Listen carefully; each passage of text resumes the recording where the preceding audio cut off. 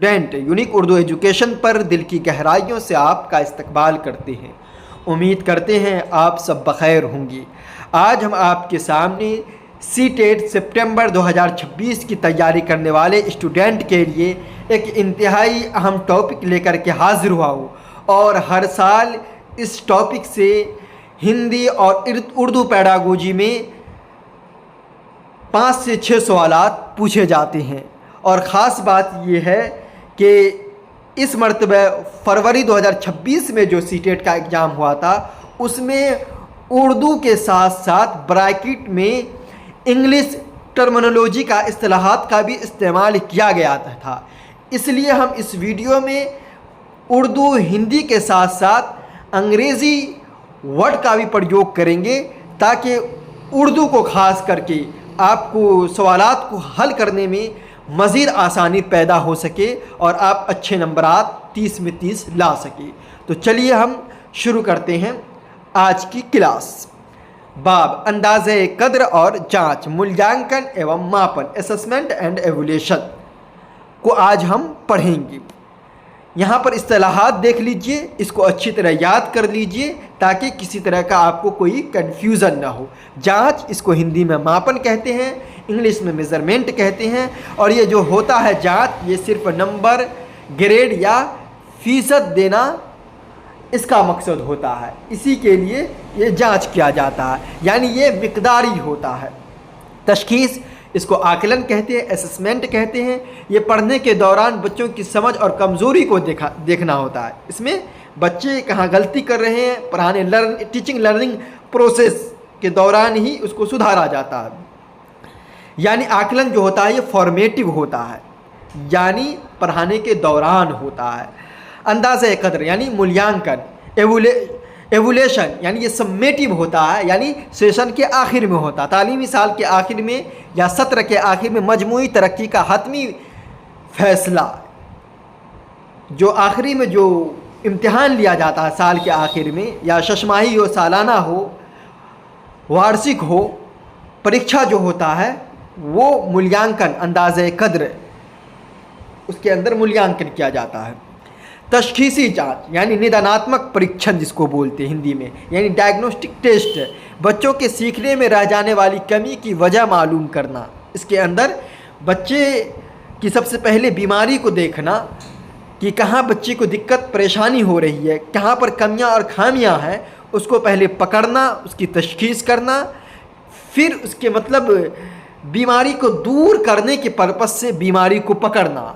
फिर उसके बाद जब बीमारी पकड़ा जाएगा, बीमारी पकड़ में आ जाएगी तो फिर इस्लाही तदरीस होगी, यानी मुआलजाती तदरीस भी इसको बोलते हैं, यानी उपचारात्मक शिक्षण। फिर उसका कमज़ोरी का पता लगाने के बाद उसका इलाज किया जाएगा और नए तरीके से, नए अंदाज से उसको ठीक किया जाएगा, यानी रिमेडियल टीचिंग जिसको बोलते हैं।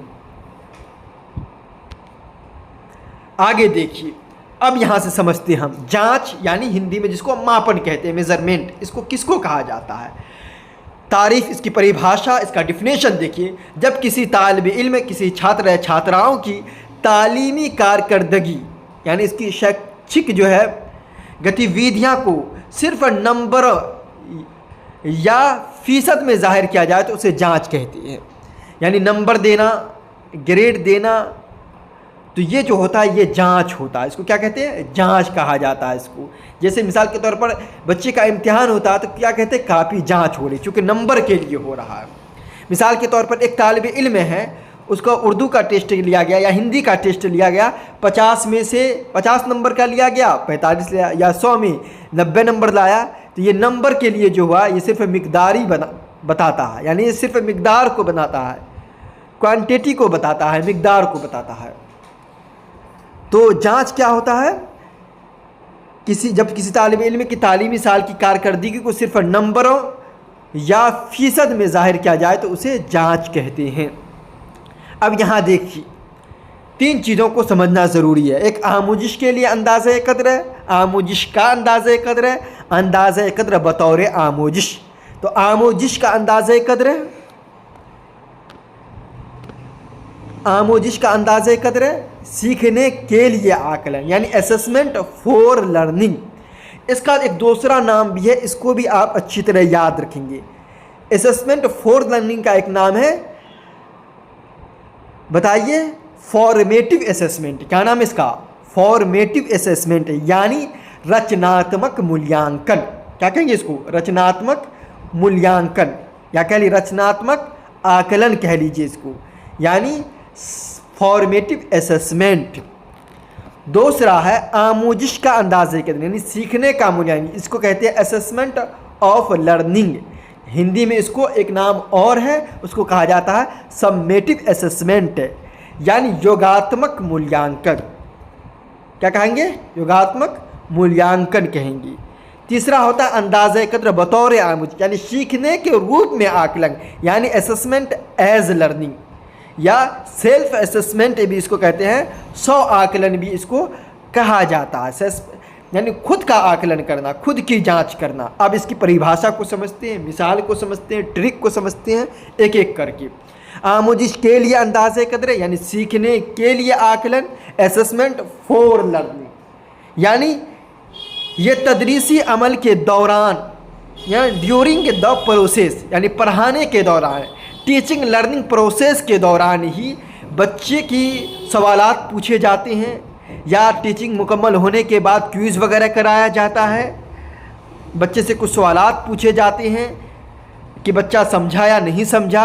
इसका मकसद बच्चों को पास या फेल करना नहीं होता, बल्कि उनकी फौरी इस्लाह करना। अगर बच्चा गलती कर रहा है, बच्चे को बात समझ में नहीं आई, तो उसका इस्लाह करना इसका मकसद होता है।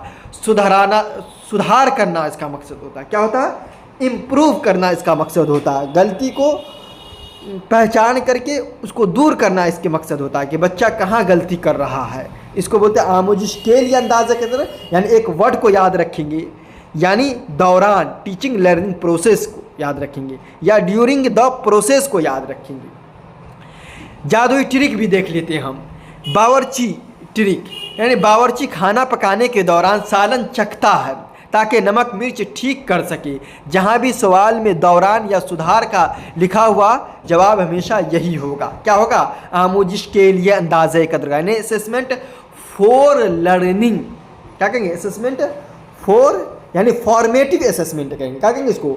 फॉर्मेटिव असेसमेंट इसको कहा जाता है, यानी तश्कीली जांच। फॉर्मेटिव असेसमेंट क्या बोलेंगे इसको? तश्कीली जांच भी इसका नाम है। क्या नाम है? तश्कीली जांच। और सम्मेटिव असेसमेंट का नाम है तकमीली जांच। क्या नाम है? तकमीली जांच, यानी आमोजिश का अंदाज़े कद्र का दूसरा नाम है तकमीली जांच, यानी योगात्मक मूल्यांकन। आमोजिश के लिए अंदाज़े कद्र का दूसरा नाम क्या है? तश्कीली जांच, यानी असेसमेंट सम्मेटिव असेसमेंट। क्या नाम है? सम्मेटिव नहीं, फॉर्मेटिव असेसमेंट। क्या है? फॉर्मेटिव असेसमेंट, सम्मेटिव असेसमेंट ही इन दोनों का नाम है। चित्र याद रखेंगे। तो हम ये कह रहे थे कि बावर्ची जो खाने के दौरान नमक मिर्च ज़्यादा है या कम है, तो इसका मकसद होता है कि अगर कम नमक है तो और बढ़ाया जाए, अगर मिर्च कम है तो थोड़ी सी और मिर्ची दी जाए। यानी जो भी है खाना बनाते दौरान, यानी टीचिंग के दौरान गलती को सुधारना, ये आमोजिश के लिए अंदाज़े कद्र कहलाता है। असेसमेंट फॉर लर्निंग कहलाता है। फोर आया तो फॉर्मेटिव असेसमेंट भी कहलाता है। फोर में आ गया, फोर से फॉर्मेटिव असेसमेंट भी इसको कहा जाता है, यानी रचनात्मक मूल्यांकन। क्या कहेंगे उसको? रचनात्मक मूल्यांकन। उम्मीद करते हैं कि बात इतनी समझ में आ गई। अब आइए आमोजिश का अंदाज़े कद्र, यानी सीखने का मूल्यांकन, यानी इसको बोलेंगे सम्मेटिव असेसमेंट। क्या बोलेंगे इसको? सम्मेटिव असेसमेंट, यानी योगात्मक मूल्यांकन, या इसको कह लीजिए तकमीली जांच। क्या कहेंगे इसको? तकमीली जांच। इन सब वर्ड को याद रखिए, एक जगह आपको सारे वर्ड मिल रहे हैं, सारा आपका कॉन्सेप्ट क्लियर यहाँ पर हो रहा है।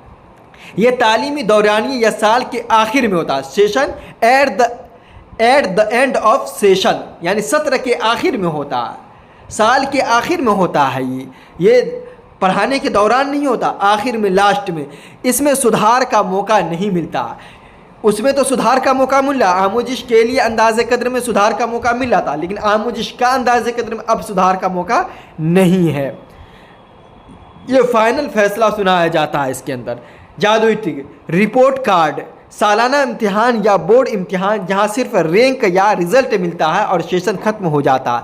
सेशन ख़त्म, पढ़ाई मुकम्मल हुई, साल मुकम्मल हुआ, उसके बाद एग्ज़ाम हुआ, नंबर दिया जाएगा, रैंक दिया जाएगा, ग्रेड दिया जाएगा। इसमें अब सुधार की कोई गुंजाइश नहीं रहती है, अब मज़ीद सीखने की कोई गुंजाइश नहीं रहती है। मिसाल के तौर पर खाना बन करके तैयार होकर के टेबल पर आ गया है तो अब इसमें सुधार नहीं होगा, आप खाइए, अच्छा है या ख़राब है अब आपको खाना पड़ेगा, ये याद रखिएगा आप। वो तो इस्लाह हो जाता था, उसमें खाना बन रहा, नमक वगैरह चेक करना, मिर्च चेक करना, वहाँ तो सुधार होगा, लेकिन अब इसमें कोई सुधार नहीं होने वाला है। तीसरा आइए, अंदाज़े कद्र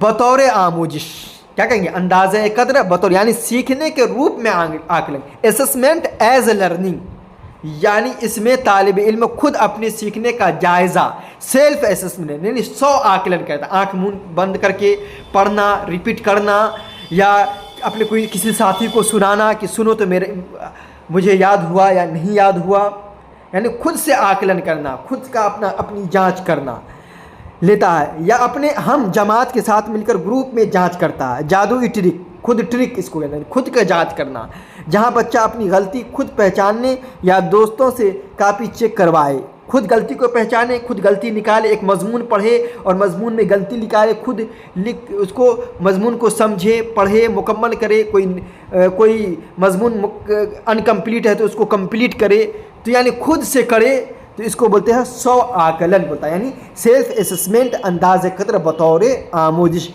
यानी खुद का आकलन, खुद का जायज़ा लिया जाता है इसके अंदर।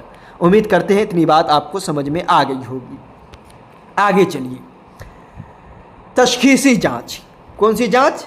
तशखीसी जांच, यानी इसको बोलते हैं निदानात्मक परीक्षण। क्या बोलेंगे? निदानात्मक परीक्षण, डायग्नोस्टिक टेस्ट। इसको बच्चों के सीखने में रह जाने वाली कमी की वजह मालूम करना। इसमें क्या होता है, बच्चों के बीमारी को दूर करने के पर्पस से बीमारी को तलाश करना कि कौन सी बीमारी है, तब उसका हल निकालना। उस बीमारी को पहले पकड़ेंगे हम, क्या करेंगे बीमारी को, कि मर्ज क्या है, बीमारी क्या, उसकी तशखीस करेंगे, उसकी पहचान करेंगे, तो उसी को कहा जाता है निदानात्मक परीक्षण। बच्चे की कमी को, funding the reasons of the gap, यानी जो खला है बच्चे के अंदर, जो कमज़ोरी है, उसको मालूम करना, ये कहलाता है तशखीसी जांच, निदानात्मक परीक्षण, डायग्नोस्टिक टेस्ट इसको कहा जाता है। जब हम बीमारी को पकड़ लिए तो दूसरा नंबर आता है उसका इलाज करना। तो जब इलाज करेंगे तो उसी को होते मुआलजाती तदरीस या इस्लाही तदरीस, यानी उपचारात्मक शिक्षण, रिमेडियल टीचिंग। क्या कहेंगे? रिमेडियल टीचिंग उसको कहा जाता है, यानी कमज़ोरी का पता चलने पर दोबारा नए तरीके से पढ़ाना। जब बच्चे की बीमारी, कमज़ोरी का पता चले कि ये बीमारी है, ये कमज़ोरी है, यहाँ बच्चे को कठिनाई, परेशानी पेश आ रही है, यहाँ बच्चा गलती कर रहा है, जब हम उसको पकड़ लिए तो अब उसका इलाज करेंगे। इसलिए इसका नाम क्या? मुआलजाती तदरीस, उपचारात्मक शिक्षण, इसको इस्लाही तदरीस का, यानी उसके अब हम सुधार करेंगे। तो अगर एग्जाम में कमज़ोरी का पता चलने पर दोबारा नई तरीके से, न्यू मेथड से, नई तरीके से, नए अंदाज से, तरीक़े तदरीस को बदल करके, अपने पढ़ाने के टीचिंग के तरीके में बदलाव ला करके, चेंजिंग ला करके मज़ीद बेहतर अंदाज में उस कमज़ोरी को दूर करना इस्लाही तदरीस कहलाता है। उम्मीद करते हैं इतनी बात आपको समझ में आ गई हो।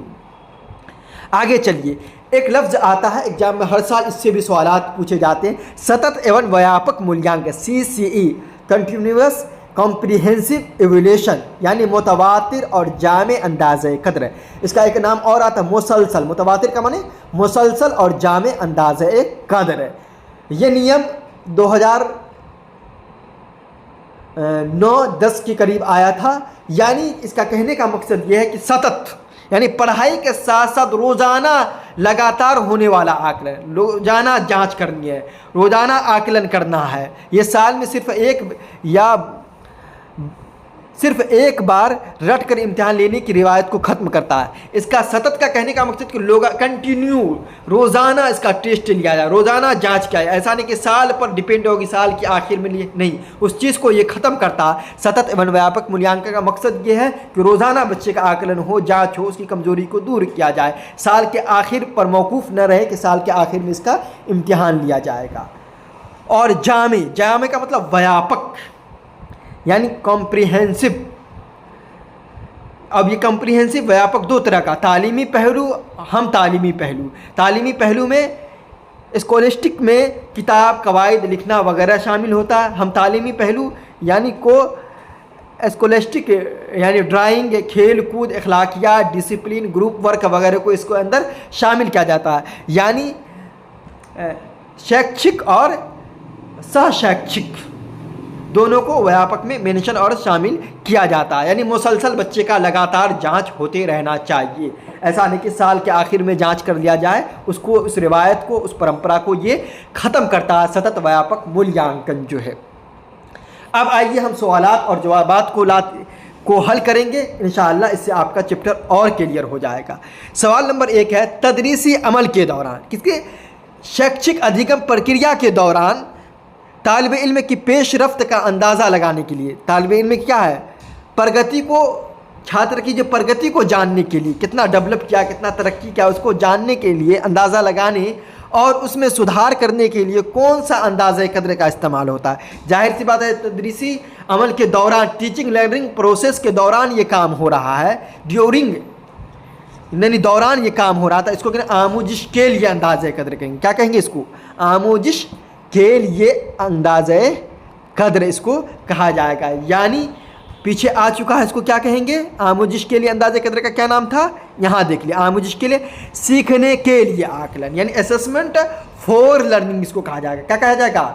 यानी फॉर्मेटिव असेसमेंट इसको कहा जा रहा है। किसको कहा जाएगा? फॉर्मेटिव असेसमेंट कहा जाएगा, या इसको तश्कीली जांच कहा जाएगा, या इसको रचनात्मक मूल्यांकन कहा जाएगा। इतना इसका नाम है, याद रखें। आमोजिश के लिए अंदाज़े कदर यानी सीखने के लिए आकलन, assessment for learning, formative assessment, या इसको कह लीजिए तश्कीली अंदाज़े कदर, या इसको कह लीजिए आप एक नाम और है इसका, यानी रचनात्मक मूल्यांकन। 3 नाम है इसका, अच्छी तरह आप याद रखेंगे। आगे देखिए, सही जवाब बी है, वजाहत। सवाल में ड्यूरिंग और सुधार, इम्प्रूवमेंट की कलीदी अल्फाज मौजूद है। आमोजिश के लिए अंदाज़े कदर हमेशा तदरीसी अमल के बीच में इस्लाह के लिए इस्तेमाल होता है। आमोजिश के लिए जो अंदाज़े कदर होता है हमेशा तदरीसी अमल, टीचिंग लर्निंग प्रोसेस के बीच में इस्लाह के लिए इस्तेमाल होता है। इस्लाह इसका मकसद है सुधार, सुधारात्मक शिक्षण, इसको सुधार करना इसका मकसद होता है। आगे देखिए, दूसरा सवाल है, ज़बान के मुतवातिर और जामे अंदाज़े कदर यानी CCE यानी भाषा के सतत और व्यापक मूल्यांकन का सबसे अहम मकसद क्या होता है? बच्चों के ज़रिए मुख्तलिफ सियाक़ व सबाक़ में यानी विभिन्न संदर्भों में भाषा के इस्तेमाल की सलाहियत को देखना। अच्छी तरह याद रखेंगे इसको, यानी बच्चों को सियाक़ व सबाक़ से ज़बान की जो है इस्तेमाल की सलाहियत को देखना होता है संदर्भ में।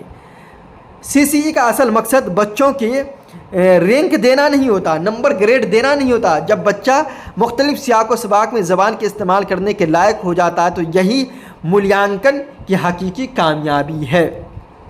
आगे देखिए, तीसरा सवाल, एक उस्ताद, एक शिक्षक जो है ये दरियाफ्त करने के लिए, ये जानने के लिए, ये मालूम करने के लिए टेस्ट लेता है कि फ़ातिमा को उर्दू लिखने में बार बार गलती क्यों हो रही। ये टेस्ट क्या कहलाएगा? तशख़ीसी जांच कहलाएगा। बीमारी को पता कर गलती क्यों कर रहा है बच्चा, असल वजह को मालूम किया जाए, खला और गैप को मालूम किया जा रहा है, तो ये डायग्नोस्टिक टेस्ट कहलाएगा। तशख़ीसी जाँच इसको कहेंगे। क्या कहेंगे इसको?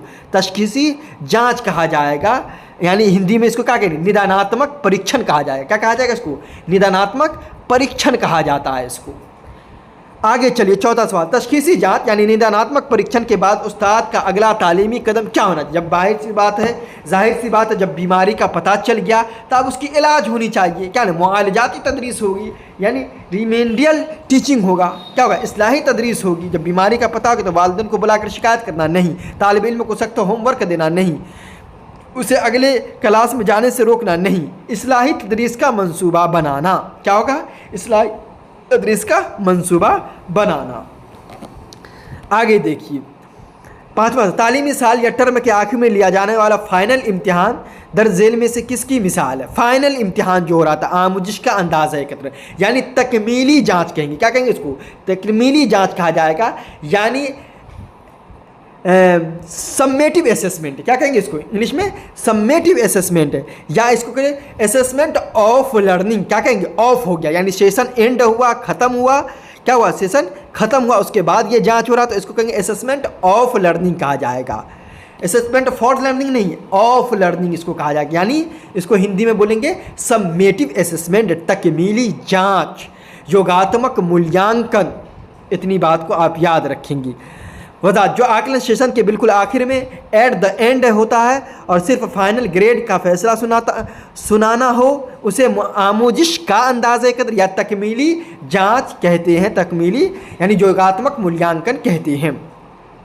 छठा सवाल देखिए, बच्चों के कामों का वो मुनज़्ज़म मजमुआ जो वक्त के साथ उनकी तालीमी तरक्की, क्या उसके शैक्षणिक प्रगति और प्रदर्शन को दर्शाता है और कारकर्दगी को जाहिर करता है, क्या कहलाता है, जाहिर सी बात है पोर्टफोलियो में होता है। किस में होता है ये, संचयिका में होता है, हिंदी में संचयिका कहते हैं, पोर्टफोलियो में। वजह जहाँ भी बच्चे के साल भर की तालीमी मवाद का मुनज़्ज़म मजमुआ, यानी साल भर बच्चे ने क्या किया, उसके उस रिपोर्ट में, पोर्टफोलियो में बच्चा के माँ का नाम होता है, उसके माता पिता वगैरह का नाम उसमें शामिल हुआ होता है, दिया हुआ होता है, साथ बतदरीज तरक्की दिखाए, वो हमेशा पोर्टफोलियो में होता है, दर्ज होता है। आगे देखिए, ज़बान के अंदाज़े कदर में पढ़ने की महारत को जांचने के लिए सबसे अहम क्या है, मतन के माने को समझना। असल मकसद तो यही है, पढ़ने की रूह ही मतन के माने और मफहूम को समझना। एक तालिब इल्म अपने लिखने में मजमून को खुद दोबारा पढ़कर गलती की इस्लाह करता है, ये क्या कहलाता है, अंदाज़े कदर बतौर आदमी सौ आकलन कर रहा है बच्चा, क्या कर रहा है, सेल्फ असेसमेंट कर रहा है बच्चा। कौन सा तरीका आमोजिश के लिए अंदाज़े कदर यानी तश्कीली के तहत नहीं आता, तश्कीली के तहत नहीं आता, यानी नहीं आता, तकमीली आ गया, सालाना तहरीरी इम्तिहान यानी तकमीली जांच कहलाता है, ये क्या कहलाएगा, सम्मेटिव असेसमेंट कहलाता। जब ये फॉर्मेटिव असेसमेंट नहीं होगा तो क्या होगा, यानी तश्कीली जांच नहीं होगा तो ये क्या होगा, ये तकमीली जांच होगा। आगे चलिए, NCF के मुताबिक ज़बान के अंदाज़े कदर का बुनियादी मरकज़ किस चीज़ पर होता है, किस चीज़ पर, सीखने के अमल को बेहतर बनाना होता है, क्या होता है, इम्प्रूव करना होता है। मूल्यांकन का जांच का असल मकसद सज़ा देना या रैंक देना नहीं होता, बल्कि सीखने की रफ्तार को बेहतर इम्प्रूव करना होता है, मज़ीद अच्छा करना होता है। बच्चे छोटे ग्रुपों में काम कर रहे हैं और आपस में एक दूसरे के जायज़ा ले रहे हैं, ये क्या है, ये पेयर असेसमेंट है। हम जमातों के ज़रिए बच्चा सीख रहा है, इससे बच्चे को सीखने में आसानी होता है। इसको जब बच्चा आपस में एक दूसरे से काम की जांच करते हैं तो उसे पेयर असेसमेंट कहते हैं।